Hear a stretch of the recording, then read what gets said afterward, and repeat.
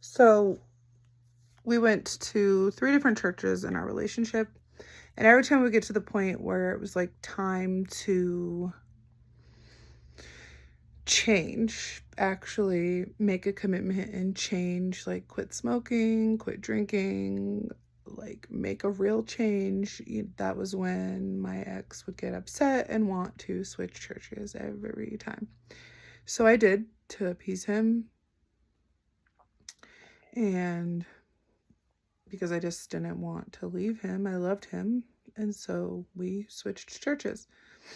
Well, after he blamed me for his son's death and was physically, mentally, and emotionally abusive to me because of it, I knew something had to change. Like, things were already bad financially and in a lot of other ways. My daughter was super depressed. And so I prayed and God said, go. And so I called my mom. And at the time, like, I had been with him for several years and I had no friends, and I left 3 different churches, so I didn't even have the support of those churches really. And so I had no one to call for help to help me move except the missionaries.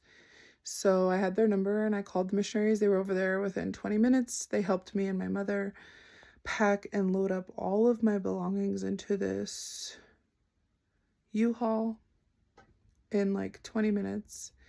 And the missionaries left and came right back and said to me, when you get back to where you're from, get baptized right away. Don't wait. They said, God literally told us to come back to your house and tell you that you're going to help a lot of people.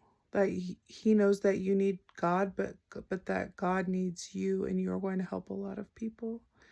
And I felt the Spirit just as strongly as I did when I got on my knees and prayed, and I knew what they were saying to me was the truth, and that stuck with me. And we, while we were packed up and moving back